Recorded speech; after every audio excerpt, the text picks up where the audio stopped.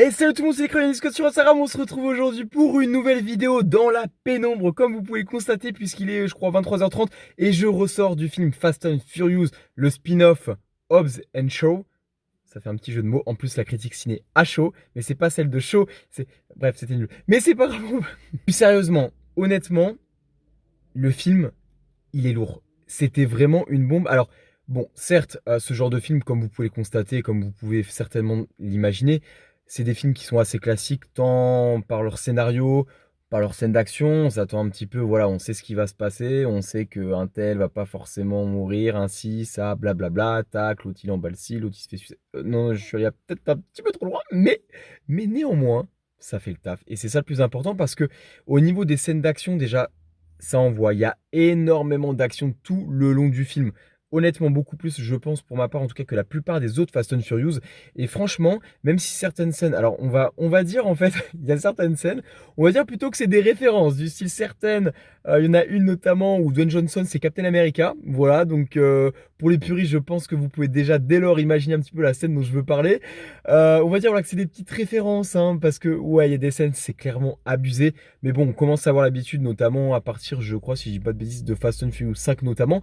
Mais c'est tellement impressionnant au niveau des effets spéciaux, au niveau de la chorégraphie des scènes d'action, des bagarres, au niveau des courses-poursuites, que au final, ben, t'en prends plein les yeux.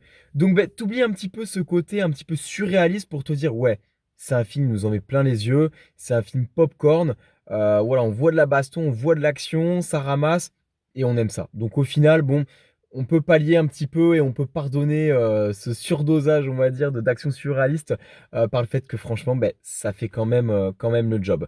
Ensuite, concernant le jeu des acteurs, voilà, on retrouve du Statham, du Dwayne Johnson notamment, deux super acteurs. Moi personnellement, je les apprécie vraiment beaucoup. Ces deux acteurs, bah voilà, qui ont plus rien à prouver. Et franchement, bah, comme d'habitude, hein, dans la lignée des Fast and Furious, ils font vraiment le taf. Donc ça fait plaisir à voir. Et la troisième, j'ai pas le nom. Hop, je vous le mets ici. Franchement, elle envoie. Tant au niveau de ses scènes d'action que physiquement. Mais franchement, ouais, elle est vraiment canon. Elle joue super bien. Et elle permet d'apporter une petite touche en plus dans le film qui est assez sympathique. Et d'ailleurs, ben, on va parler un petit peu du scénario. Donc le scénario, même s'il est plutôt basique, plutôt simple, on s'attend plus ou moins à ce qui va se passer, même si bon, il y a toujours quelques petits rebondissements entre guillemets. Le scénario fait le taf. En fait, ce qui est vraiment appréciable et dès le début du film, c'est que il y a un effet miroir en fait entre les deux personnages. On le voit déjà dans la bande-annonce pour ceux qui l'ont vu.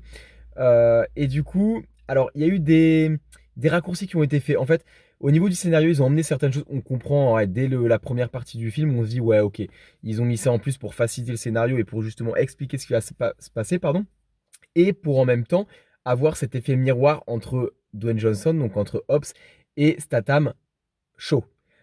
Et cet effet miroir, il commence déjà aussi par la réalisation de certaines scènes, notamment le début, qui est vraiment bien pensé, qui est vraiment bien fait.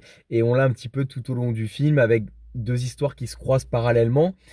C'est simple, c'est quelque chose de, voilà, on s'y attend, c'est hyper simple, mais ça marche. Mais ça marche, donc au final, ben, ouais, ça marche tellement bien que bon, bah, on oublie cette simplicité et ce raccourci pris du coup par les scénaristes parce que ça fonctionne. Et en plus, c'est le but justement de ce spin-off hein, qui réunit ces deux acteurs et ces deux personnages hein, pour avoir un petit parallèle entre les deux et pour les faire du coup emprunter entre guillemets la même voie et les faire coopérer. Donc ça, franchement, c'était top. Les acteurs jouent vraiment tous bien.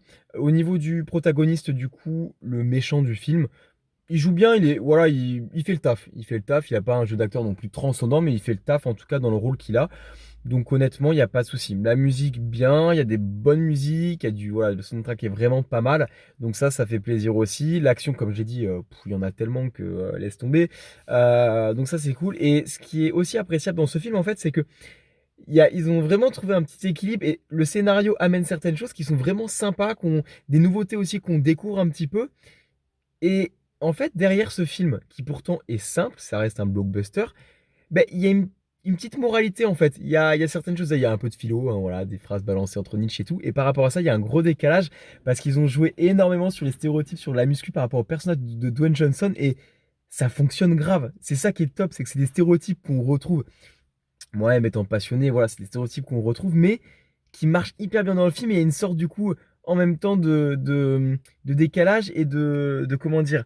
Ah, j'ai perdu le mot, ça va me revenir d'autodérision ensuite par rapport à ça.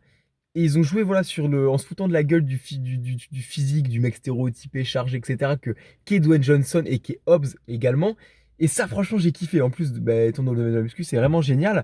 Et justement, par rapport à ça aussi, au niveau de l'humour, c'est top. Mais j'étais avec des amis là et on s'est retrouvés justement dans le ciné. Mais ouais, on a tous rigolé. Et franchement, je me suis marré. Honnêtement, il y a des moments où ouais, tu rigoles. Même les punchlines sont vraiment pas mal. La plupart, bon, il y en a toujours une ou deux, mais la plupart sont vraiment pas mal. Et du coup, comme il y a cette rivalité entre les deux personnages qui se balancent des pics, de l'humour, etc., c'est vraiment top. On rigole, on prend vraiment un putain de plaisir à aller voir se chamailler, etc. Donc ça, c'est vraiment top. L'action, voilà, c'est bien tourné. La réalisation est vraiment pas mal. Il y a des mouvements dynamiques au niveau des caméras, au niveau justement de certaines scènes. Et franchement, ça fait le taf. Il y a des beaux plans.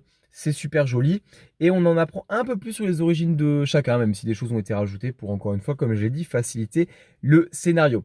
Voilà en tout cas pour ça, c'est tout ce qui me vient à l'idée. Dwayne Johnson affiche encore une fois un putain de physique, donc ça c'est clair, naturellement.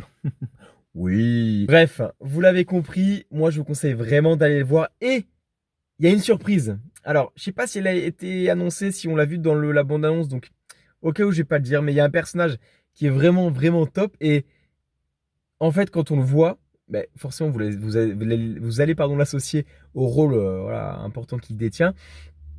Et le rôle qu'il a, d'accord, d'un super-héros, ok. Hein, voilà. On le retrouve dans le film, dans le personnage. On a l'impression que c'était lui qui. Donc c'était ouf et c'était vraiment génial. Et du coup, t'as une impression qu'il y a pas mal de références limite à certains autres films et tout.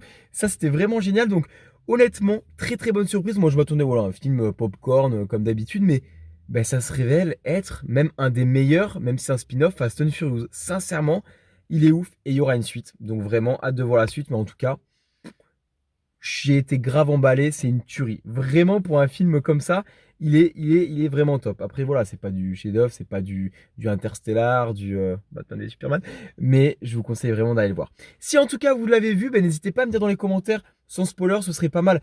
Si vous avez aimé le film, qu'est-ce que vous en avez pensé? Comment vous le situez par rapport aux autres Fast and Furious? Et n'hésitez pas, voilà, à me dire un petit peu ce que vous avez pensé du film.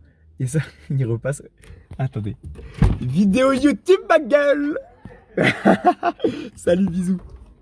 Sur ce, on finit sur ça. Moi, je vous laisse. Ciao, ciao.